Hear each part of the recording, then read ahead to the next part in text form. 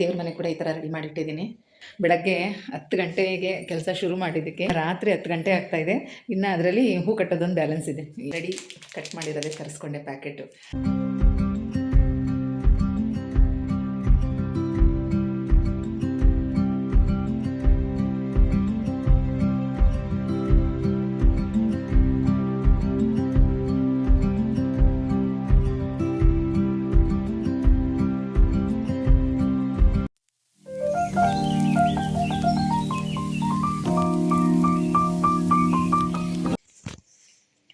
ಎಲ್ರಿಗೂ ನಮಸ್ಕಾರ. ಗೆಳತಿ ದಿನಚರಿಗೆ ನೀವೆಲ್ರಿಗೂ ಸ್ವಾಗತ. ಹೆಚ್ಚು ಕಡಿಮೆ 1 ವಾರ ಆಗಿದೆ ಈ ಚಾನಲ್ನಲ್ಲಿ ವಿಡಿಯೋ ಹಾಕಿ. ಏನು ಮಾಡೋಕ್ಕಾಗತ್ತೆ, ಹಬ್ಬದ ಕೆಲಸ ಅಂದರೆ ನನಗೆ ಸ್ಟಿಚಿಂಗ್ದು ಇರುತ್ತೆ, ಮನೆ ಕ್ಲೀನಿಂಗು ಇರುತ್ತೆ, ಮತ್ತು ಯೂಟ್ಯೂಬ್ದಂತೂ ಇದ್ದೇ ಇರುತ್ತೆ, ನಿಮಗೆ ಗೊತ್ತು. ಹಾಗಾಗಿ ಈ ಚಾನಲ್ನಲ್ಲಿ ಯಾವುದೇ ವಿಡಿಯೋ ಹಾಕಲಿಲ್ಲ. ಇವತ್ತು ಹಬ್ಬದ ಹಿಂದಿನ ದಿನ ನನ್ನ ಪ್ರಿಪ್ರೇಷನ್ ಎಲ್ಲ ಹೇಗಿತ್ತು ಆ ವಿಡಿಯೋನ ಶೇರ್ ಮಾಡ್ತಾಯಿದ್ದೀನಿ. ವಿಡಿಯೋನ ಸ್ಕಿಪ್ ಮಾಡಿದೆ ನೋಡಿ. ಇವಾಗ ಮಧ್ಯಾಹ್ನ 3 ಗಂಟೆ ಆಯಿತು. ಈಗ ದೇವ್ರ ಮನೆಯೆಲ್ಲ ಕ್ಲೀನ್ ಮಾಡೋಣ ಅಂತ ಎಲ್ಲ ಎತ್ತಿಟ್ಟಿದ್ದೀನಿ. ಆಯಿತು, ದೇವ್ರ ಪಾತ್ರೆ ಎಲ್ಲ ತೊಳೆದಿದ್ದಾಯಿತು. ಈಗ ದೇವ್ರ ಮನೆಯೆಲ್ಲ ಒರೆಸಿ ಎಲ್ಲ ಜೋಡಿಸ್ಬೇಕು. ಅದಾದಮೇಲೆ ಎಳ್ಳು ಬೆಲ್ಲ ಎಲ್ಲ ರೆಡಿ ಮಾಡಬೇಕು. ಅದನ್ನು ಕೂಡ ಎಲ್ಲ ತರಿಸ್ಕೊಂಡಿದ್ದೀನಿ. ಐಟಮ್ ಎಲ್ಲ ತಂದುಕೊಟ್ಟಿದ್ದಾರೆ. ಏನಂದರೆ ಇನ್ನು ನಾನು ಅದನ್ನೆಲ್ಲ ರೆಡಿ ಮಾಡಿ ಇಟ್ಕೋಬೇಕು ಅಷ್ಟೇ.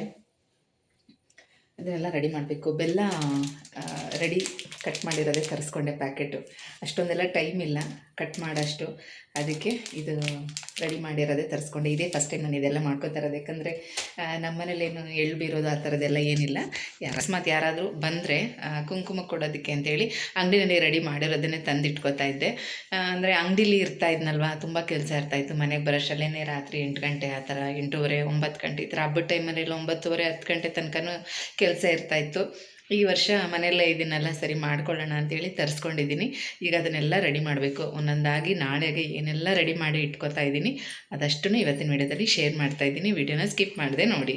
ಸಂಕ್ರಾಂತಿ ಹಬ್ಬಕ್ಕೆ ಅಂತೇಳಿ ಇದೊಂದು ಫ್ರಾಕ್ನ ಸ್ಟಿಚ್ ಮಾಡಿದ್ದೆ, ಸೀರೆನಲ್ಲೇ ಸ್ಟಿಚ್ ಮಾಡಿದ್ದು. ತುಂಬ ಚೆನ್ನಾಗಿ ಬಂದಿದೆ. ನೆನ್ನೆನೇ ಇದ್ರದ್ದು ಕಂಪ್ಲೀಟ್ ಸ್ಟಿಚಿಂಗ್ ಎಲ್ಲ ಆಗಿತ್ತು. ನಾನು ಶಾರ್ಟ್ಸ್ ವಿಡಿಯೋದಲ್ಲಿ ಇದ್ರದ್ದು ಡಿಸೈನ್ ಮಾತ್ರ ಶೇರ್ ಮಾಡಿದ್ದೆ. ತುಂಬ ಚೆನ್ನಾಗಿ ಬಂದಿದೆ.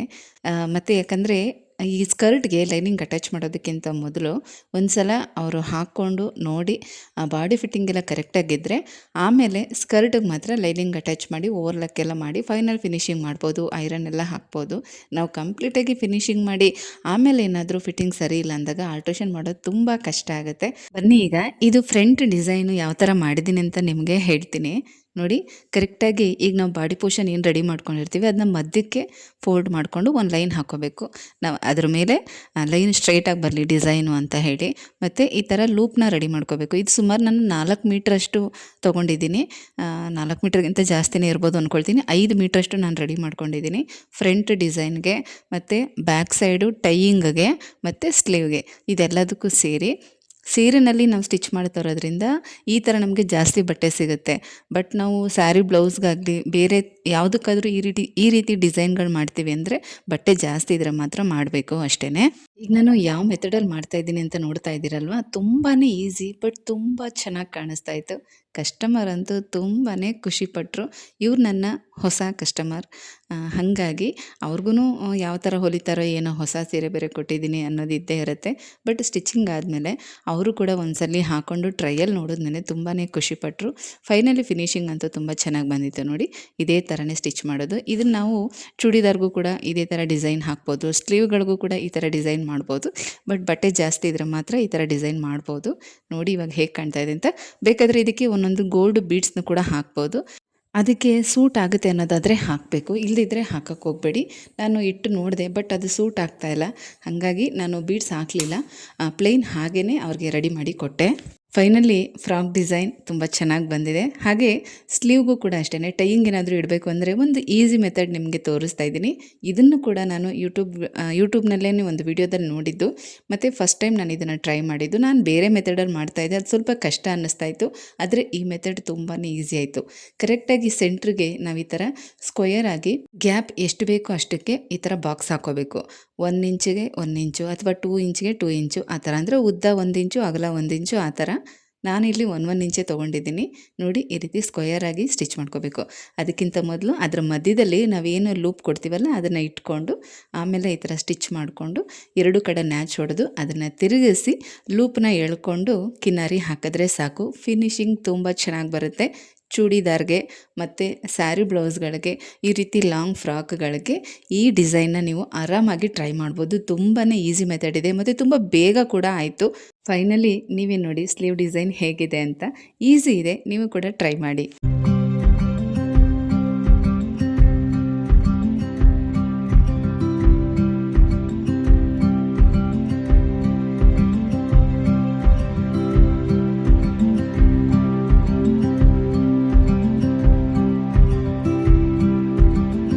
ಅವ್ರಿಗೆ ವೆಯ್ಟ್ ಮಾಡ್ತಾಯಿದ್ದೆ. ಆಮೇಲೆ ಆ ಹುಡುಗಿ ಬಂದು ಹಾಕಿ ನೋಡಿ ಫಿಟ್ಟಿಂಗ್ ಎಲ್ಲ ಕರೆಕ್ಟಾಗಿದೆ ಅಂತ ಹೇಳಿದ್ಮೇಲೆ ಮತ್ತೆ ಇವತ್ತು ಅದಕ್ಕೆ ಲೈನಿಂಗ್ ಅಟ್ಯಾಚ್ ಮಾಡಿ ಓವರ್ಲಾಕ್ ಮಾಡಿಸಿ ಅದು ಐರನ್ ಎಲ್ಲ ಮಾಡಿ ರೆಡಿ ಮಾಡಿದೆ. ಆ ಕೆಲಸನೂ 2-3 ಅವರ್ ಆಗೋಯಿತು. ಅದ್ರ ಜೊತೆಗೆ ಒಂದು 5-6 ಬ್ಲೌಸ್ ಇತ್ತು. ಇಲ್ಲಿನೂ ನನಗೂ ಹೊಸ ಜಾಗ ಆಗಿರೋದ್ರಿಂದ ಎಮ್ಮಿಂಗ್ ಮಾಡೋರು ಸಿಗ್ತಾಯಿಲ್ಲ. ಹಾಗಾಗಿ ನಾನೇ ಸ್ಟಿಚಿಂಗ್ ಮಾಡ್ತಾಯಿದ್ದೀನಿ, ನಾನೇ ಎಮ್ಮಿಂಗ್ ಮಾಡ್ತಾಯಿದ್ದೀನಿ. ನಿಜವಾಗ್ಲೂ ಸ್ಟಿಚಿಂಗ್ ಬೇಕಾದರೆ ಮಾಡ್ಬೋದು, ಬಟ್ ಎಮ್ಮಿಂಗ್ ಅಂತೂ ತುಂಬ ಟೈಮ್ ತೊಗೊಳುತ್ತೆ. ಅದೆಲ್ಲ ಮುಗಿಸೋಷ್ಟೊತ್ತಿಗೆ ಮಧ್ಯಾಹ್ನ 3 ಗಂಟೆ ಆಯಿತು. ಆಮೇಲೆ ನಾನು ನಂದು ಹಬ್ಬದ ಕೆಲಸ ಎಲ್ಲ ಮಾಡ್ಕೊಳ್ತಾ ಇದ್ದೀನಿ. ನಾಳೆಗೆ ಏನೇನು ಬೇಕೋ ಅದೆಲ್ಲ ರೆಡಿ ಮಾಡ್ಕೊತಾ ಇದ್ದೀನಿ. ಹೊಸ ಮನೆಯಲ್ಲಿ ಮೊದಲನೇ ಮಕರ ಸಂಕ್ರಾಂತಿ ಹಬ್ಬ ತುಂಬ ಖುಷಿ, ಎಕ್ಸೈಟ್ಮೆಂಟ್ ಅಂತೂ ಇದ್ದೇ ಇರುತ್ತೆ. ಪ್ರತಿಯೊಂದು ಹಬ್ಬನೂ ತುಂಬ ಚೆನ್ನಾಗಿ ಆಚರಣೆ ಮಾಡಬೇಕು ಅನ್ನೋಂಥ ಆಸೆ ಅಲ್ವಾ, ಪ್ರತಿಯೊಬ್ಬರಿಗೂ ಇದ್ದೇ ಇರುತ್ತೆ. ಹಾಗಾಗಿ ಈ ವರ್ಷ ಈ ಎಳ್ಳು ಬೆಲ್ಲ ಎಲ್ಲ ಮನೆಯಲ್ಲೇ ಮಾಡ್ಕೊಳ್ಳೋಣ ಅಂಥೇಳಿ ರೆಡಿ ಮಾಡ್ಕೊತಾ ಇದ್ದೀನಿ. ನಮ್ಮ ಮನೇಲಿ ಯಾವ ಪುಟ್ಟ ಮಕ್ಕಳು ಇಲ್ಲ, ಪುಟ್ಟ ಹೆಣ್ಮಕ್ಳು ಇಲ್ಲ ಎಳ್ಳು ಬೀರ್ಸೋದಕ್ಕೆ. ಯಾರಾದರೂ ಮನೆಗೆ ಬಂದಾಗ ಕುಂಕುಮದ ಜೊತೆ ಕೊಡೋಣ ಅಂತ ರೆಡಿ ಮಾಡ್ಕೊತಾ ಇದ್ದೀನಿ. ಮೊದಲು ಅಂದರೆ ರೆಡಿ ಇರೋದನ್ನೇ ತಂದಿಟ್ಕೊತಾ ಇದ್ದೆ, ಯಾಕಂದರೆ ಇದೆಲ್ಲ ಮಾಡ್ಕೊಳ್ಳೋಕ್ಕೆ ಅಷ್ಟೊಂದು ಟೈಮ್ ಇರ್ತಾ ಇರಲಿಲ್ಲ.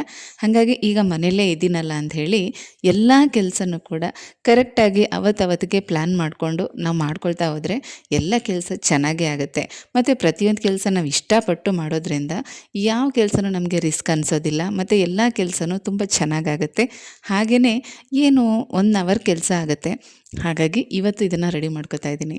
ಬೆಲ್ಲ ಮಾತ್ರ ಕಟ್ ಮಾಡಿರೋದು ರೆಡಿ ಪ್ಯಾಕೆಟೇ ತರಿಸ್ಕೊಂಡೆ. ಇನ್ನು ಕೊಬ್ಬರಿ ಎಲ್ಲ ಕಟ್ ಮಾಡ್ಕೊತಾ ಇದ್ದೀನಿ. ಎಳ್ಳು ಮತ್ತು ಕಡಲೆಕಾಯಿ ಬೀಜ ಎಲ್ಲ ಹುರಿದು ರೆಡಿ ಮಾಡಿ ಇಟ್ಕೊಂಡಿದ್ದೀನಿ. ಕಡಲೆಕಾಯಿ ಬೀಜ ಹುರಿದು ಇಟ್ಟಿದ್ದೀನಿ, ಅದು ಸ್ವಲ್ಪ ತಣ್ಣಗಾಗೋ ತನಕ ಕೊಬ್ಬರಿ ಕಟ್ ಮಾಡ್ಕೊಳ್ಳೋಣ ಅಂತ ಮಾಡ್ಕೊತಾ ಇದ್ದೆ. ಈಗ ನೋಡಿ 1-2 ನಿಮಿಷ ಅಷ್ಟೇ ಕೈಯಲ್ಲಿ ಹೀಗೆಲ್ಲ ಅಂದ್ಬಿಟ್ರೆ ಸಿಪ್ಪೆ ಎಲ್ಲ ಹೋಗ್ಬಿಡುತ್ತೆ.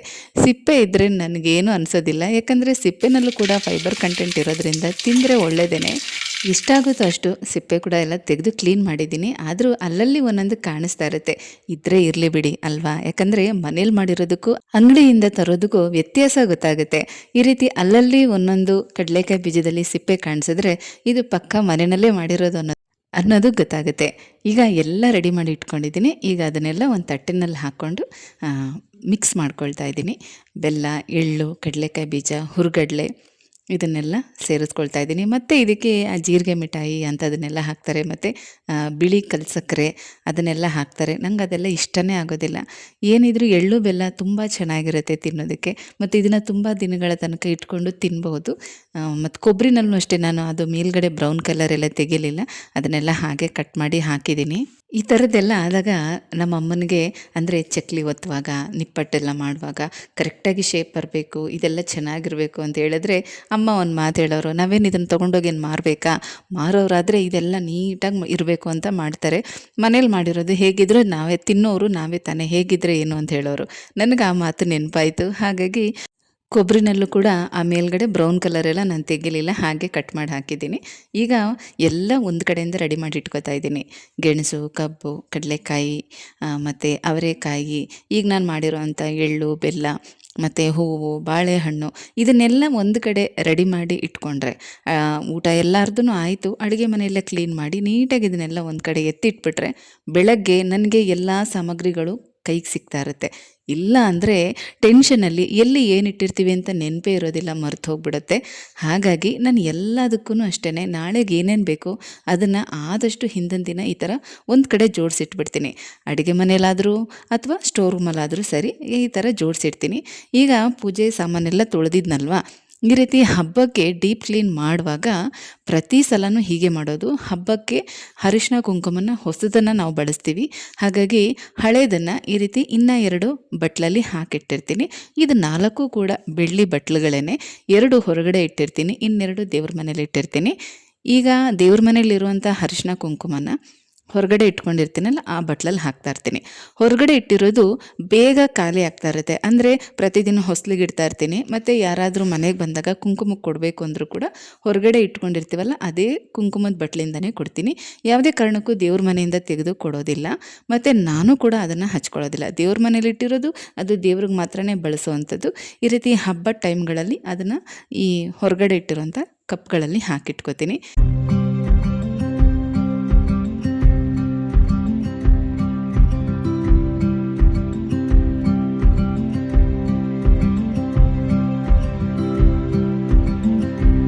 ನೋಡಿ ಈ ಥರ ಎಲ್ಲನೂ ಕೂಡ ಜೋಡಿಸಿ ಇಟ್ಬಿಡ್ತೀನಿ.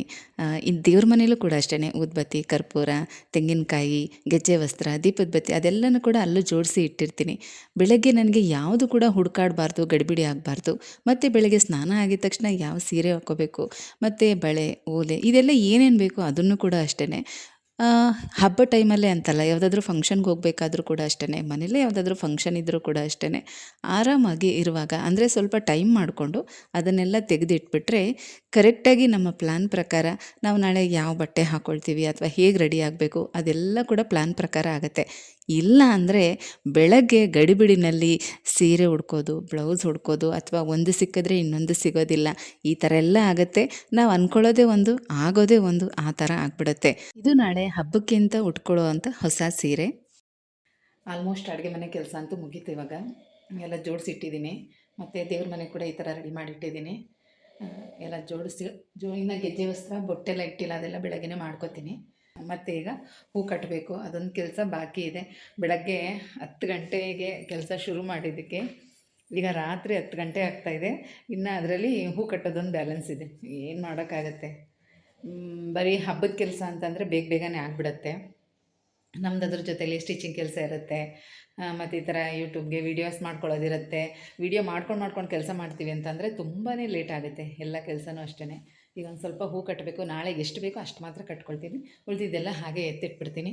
ಸೇವಂತಿಗೆ ಮತ್ತು ರೋಸ್ನ ತಂದ್ಕೊಟ್ಟಿದ್ದಾರೆ. ನಾನು ಇನ್ನೂ ಬಿಲ್ಪತ್ರೆ, ತುಳಸಿ ಅದೆಲ್ಲ ಹೇಳಿದ್ದೆ, ಅಥವಾ ಕನಕಾಂಬರ, ಮಲ್ಲಿಗೆ ಹೂವು ಯಾವ್ದು ಸಿಗುತ್ತೋ ಅದನ್ನು ತೊಗೊಬನ್ನಿ ಅಂತ. ಆದರೆ ನಮ್ಮ ಯಜಮಾನರು ತುಂಬ ಕೆಲಸ ಇತ್ತು ಅಂಥೇಳಿ ಬೇರೆಯವ್ರಿಗೆ ಹೇಳಿದ್ರಂತೆ, ಫ್ರೆಂಡ್ಗೆ. ಅವರು ಇದೆರಡು ಹೂ ತಂದುಕೊಟ್ಟಿದ್ದಾರೆ. ಆದರೆ ತುಂಬ ಚೆನ್ನಾಗಿದೆ. ಸೇವಂತಿಗೆ ಅಂತೂ ತುಂಬ ಚೆನ್ನಾಗಿದೆ. ಒಂದು 15 ದಿನ ಇಟ್ಕೋಬೋದು, ಅಷ್ಟು ಫ್ರೆಶ್ ಆಗಿ ತುಂಬ ಚೆನ್ನಾಗಿತ್ತು. ಆದರೆ ನಾನು ತೊಟ್ಟಿಲ್ದಿರ ತೊಗೊಬನ್ನಿ ಅಂತ ಹೇಳಿದ್ದೆ. ಅವರು ತೊಟ್ಟಿರೋದನ್ನೇ ತಂದಿದ್ದಾರೆ. ಯಾಕಂದರೆ ನನಗೆ ಅದನ್ನು ದಿಂಡು ಥರ ಪೋಣಿಸಿ ಹಾರ ಥರ ಹಾಕೋದು ತುಂಬ ಇಷ್ಟ, ತುಂಬ ಚೆನ್ನಾಗಿ ಕಾಣಿಸುತ್ತೆ. ಹಬ್ಬ ಟೈಮಲ್ಲಿ ಆ ಥರ ಎಲ್ಲ ಹಾಕಿದಾಗ ಚೆನ್ನಾಗಿ ಕಾಣಿಸುತ್ತೆ. ಆದರೆ ಇವರು ತೊಟ್ಟಿರೋದನ್ನೇ ತಂದಿದ್ದಾರೆ. ಆದರೆ ಹೂವು ಅಂತೂ ತುಂಬ ಚೆನ್ನಾಗಿತ್ತು. ಹಾಗಾಗಿ ನಾನು ಸ್ವಲ್ಪ ಕಟ್ಕೊಳ್ಳೋಣ, ಇನ್ನೊಂದು ಸ್ವಲ್ಪ ದಿಂಡು ಪೋಣಿಸೋಣ ಅಂಥೇಳಿ ಕಟ್ತಾಯಿದ್ದೀನಿ. ಒಂದು 2 ಮೊಳ ಆಗೋಷ್ಟು ಹೂ ಕಟ್ಟಿದೆ. ಆಮೇಲೆ ಇನ್ನೊಂದು ಸ್ವಲ್ಪ ಪೋಣಿಸಿದ್ದೀನಿ.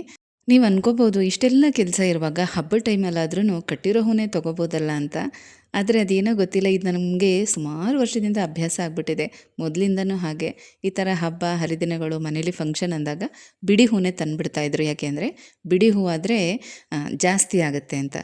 ಈಗ ನಾವು ಕಟ್ಟಿರೋ ತೊಗೊಂಡ್ರೆ ಮೊಳ ಲೆಕ್ಕದಲ್ಲಿ ತೊಗೋತೀವಿ, ಅದು ಸಾಕಾಗಲ್ಲ, ಕಡಿಮೆ ಬರುತ್ತೆ. ಆದರೆ ಈ ಥರ ಬಿಡುವ ತೊಗೊಂಡು ನಾವು ಕಟ್ಕೊಂಡ್ರೆ ಹೂವು ಜಾಸ್ತಿ ಇರುತ್ತೆ ಅಂತ ಹೇಳಿ ಇದು ಆವಾಗಿಂದನೂ ಅಭ್ಯಾಸ ಆಗಿಬಿಟ್ಟಿದೆ ನಮ್ಮ ಮನೆಯಲ್ಲಿ. ಹಾಗಾಗಿ ನನಗೇನಿದು ಕಷ್ಟ ಅಂತ ಅನ್ಸಲ್ಲ, ತುಂಬ ಖುಷಿ ಅನಿಸುತ್ತೆ. ನಮ್ಮ ಕೈಯಾರೆ ನಾವು ಹೂವನ್ನ ಕಟ್ಟಿ ದೇವ್ರಿಗೆ ಮುಡಿಸೋದಿದೆಯಲ್ಲ, ಅದು ತುಂಬ ಖುಷಿ ಕೊಡುತ್ತೆ. ಒಂದು 2 ಮೊಳ ಆಗೋಷ್ಟು ಹೂವನ್ನ ಕಟ್ಟಿದೆ, ತುಂಬ ಚೆನ್ನಾಗಿ ಬಂದಿತ್ತು. ಮತ್ತು ಈಗ ಸ್ವಲ್ಪ ತೊಟ್ಟೆಲ್ಲ ಕಟ್ ಮಾಡ್ತಾಯಿದ್ದೀನಿ. ತುಂಬ ದಪ್ಪ ಇದೆ ತೊಟ್ಟು. ಇದು ಹೂವು ಸ್ವಲ್ಪ ಸಣ್ಣ ಇದ್ದಿದ್ರೆ ತೊಟ್ಟು ಕೂಡ ಸಣ್ಣದಾಗಿರ್ತಾಯಿತ್ತು. ಆದರೆ ಸೂರ್ಯಕಾಂತಿ ಹೂವಿನ ಥರ ಇಷ್ಟಿಷ್ಟು ದಪ್ಪ ಇದೆ ಒಂದೊಂದು ಹೂವು. ಒಂದೊಂದು ಹೂವನ್ನು ಮುಡಿಸಿದ್ರೆ ಸಾಕು, ತುಂಬ ಚೆನ್ನಾಗಿ ಕಾಣಿಸುತ್ತೆ, ಅಷ್ಟು ಚೆನ್ನಾಗಿತ್ತು. ಹಾಗಾಗಿ ಕೈಯಲ್ಲಿ ಮುರಿಯೋಕ್ಕಾಗಲ್ಲ ಅಂಥೇಳಿ ಕಟ್ ಮಾಡ್ತಾಯಿದ್ದೀನಿ. ಚೆನ್ನಾಗಿತ್ತು ಕಳ್ಸೋಕ್ಕೆ. ಮತ್ತು ಹೊರಗಡೆ ನೇಮ್ ಬೋರ್ಡಿಗೆ ಮಾತ್ರ 2 ಹಾರ ಥರ ಮಾಡೋಣ ಅಂಥೇಳಿ ಪೋಣಿಸ್ತಾ ಇದ್ದೀನಿ. ಹೂವಿನ ರೇಟು ಕೂಡ ಏನು ಜಾಸ್ತಿ ಇರಲಿಲ್ಲ, 100 ರೂಪಾಯಿ kg ಅಂತ ಹೇಳಿದ್ರು. ತುಂಬ ಖುಷಿಯಾಯಿತು. ವರಮಹಾಲಕ್ಷ್ಮಿ ಹಬ್ಬದ ಟೈಮಲ್ಲಿ ಈ ಥರ ಸಿಕ್ಕಿಬಿಟ್ರೆ ಎಷ್ಟು ಖುಷಿ ಅನಿಸುತ್ತೆ ಗೊತ್ತಾ. ಆಗಂತೂ ಸಿಕ್ಕಾಪಟ್ಟೆ ರೇಟ್ ಇರುತ್ತೆ ಬಿಡಿ, 300 400 ರೂಪಾಯಿ ತನಕ ಹೋಗಿರುತ್ತೆ 1 kgಗೆ. ಆದರೆ ಇಷ್ಟು ಫ್ರೆಶ್ ಆಗಿರೋ ಹೂ ಕೂಡ ಸಿಗೋದಿಲ್ಲ. ಇವತ್ತು ತೊಗೊಂಬಂದಿದ್ರಲ್ಲಿ ಒಂದೇ ಒಂದು ಹೂವು ಕೂಡ ವೇಸ್ಟು ಅಂತ ಅನ್ನಿಸ್ಲಿಲ್ಲ, ಅಷ್ಟು ಚೆನ್ನಾಗಿತ್ತು. ಮತ್ತು ರೇಟ್ ಕೂಡ ತುಂಬ ಕಡಿಮೆ ಇತ್ತು. ಸಿಟಿ ಮಾರ್ಕೆಟಲ್ಲೂ ಕೂಡ ಅಷ್ಟೇ, ಮತ್ತು ಇಲ್ಲಿ ಕೂಡ ಅಷ್ಟೇ ತುಂಬ ಕಡಿಮೆ ಇತ್ತು. 100 ರೂಪಾಯಿ kg ಅಂತ ಹೇಳಿದ್ರು. ತುಂಬ ಚೆನ್ನಾಗಿತ್ತು. ನೋಡಿ ಈ ಥರ ಪೋಣಿಸಿದ್ದೀನಿ, ಎಷ್ಟು ಚೆನ್ನಾಗಿ ಕಾಣಿಸ್ತಾ ಇದೆ ಅಂತ. ದಿಂಡು ದಿಂಡಂತೂ ತುಂಬ ದಪ್ಪದಾಗಿ ತುಂಬ ಚೆನ್ನಾಗಿ ಕಾಣಿಸ್ತಾ ಇತ್ತು. ಬೆಳಗ್ಗೆ ನೇಮ್ ಬೋರ್ಡು ಕೂಡ ಹಾಕಿದ್ದೆ. ಅದನ್ನು ನಾಳಿನ ವಿಡಿಯೋದಲ್ಲಿ ನಿಮಗೆ ಶೇರ್ ಮಾಡ್ತೀನಿ. ಹಬ್ಬದ ದಿನ ನಮ್ಮ ಮನೇಲಿ ಹೇಗೆ ಪೂಜೆ ಎಲ್ಲ ಆಯಿತು ಅದನ್ನೆಲ್ಲ ತುಂಬ ಚೆನ್ನಾಗಿ ಕಾಣಿಸ್ತಾ ಇತ್ತು. ಹಾಗೆ ಕಳಸಕ್ಕೆ ಹಾಕಿದಾಗಲೂ ಕೂಡ ಅಷ್ಟೇ ತುಂಬ ಚೆನ್ನಾಗಿ ಕಾಣಿಸ್ತಾ ಇತ್ತು. ಹೂಗಳು ಇಷ್ಟು ಫ್ರೆಶ್ ಆಗಿದ್ರೆ ಏನು ಗೊತ್ತಾ, 2-3 ದಿನ ಆದರೂ ಬಾಡೋದೇ ಇಲ್ಲ. ಮಾರನೇ ದಿನ ನಮಗೆ ಈ ಹೂನೆಲ್ಲ ತೆಗಿಬೇಕು ಅಂದರೆ ಬೇಜಾರು ಅನ್ನಿಸ್ತಾ ಇರುತ್ತೆ. ಕಟ್ಟಿ ದೇವ್ರಿಗೆ ಮುಡಿಸುವಾಗ ಖುಷಿ ಅನಿಸುತ್ತೆ, ಆದರೆ ಅದನ್ನು ತೆಗಿವಾಗ ತುಂಬ ಬೇಜಾರು ಅನಿಸುತ್ತೆ. ನಾನು ವಿಡಿಯೋನ ಇಲ್ಲಿಗೆ ಎಂಡ್ ಮಾಡ್ತಾ ಇದ್ದೀನಿ. ಮುಗೀತು ನಂದು ಎಲ್ಲ ಕೆಲಸ. ಇನ್ನು ನಾಳೆ 7 ಗಂಟೆ ಮೇಲೆ ಪೂಜೆ ಇರೋದ್ರಿಂದ 5 ಗಂಟೆಗೆ ಎದ್ರೂ ಎಲ್ಲ ಕೆಲಸ ಮಾಡ್ಕೋಬೋದು, ಆರಾಮಾಗಿ ಆಗುತ್ತೆ. ನನ್ನ ಹಬ್ಬದ ಪ್ರಿಪ್ರೇಷನ್ ಎಲ್ಲ ನೋಡಿದ್ರಿ ಅಲ್ವಾ, ನೀವು ಕೂಡ ಎಲ್ಲರೂ ಇದಕ್ಕಿಂತಲೂ ಚೆನ್ನಾಗಿ ಮಾಡ್ಕೊಂಡಿರ್ತೀರ ಅಂತ ಅಂದ್ಕೊಳ್ತಾ ಈ ವಿಡಿಯೋನ ಮುಗಿಸ್ತಾ ಇದ್ದೀನಿ. ಈ ವಿಡಿಯೋ ನಿಮಗೆ ಇಷ್ಟ ಆಗಿದರೆ ತಪ್ಪದೆ ಕಮೆಂಟಲ್ಲಿ ತಿಳಿಸಿ, ಆಯಿತಾ?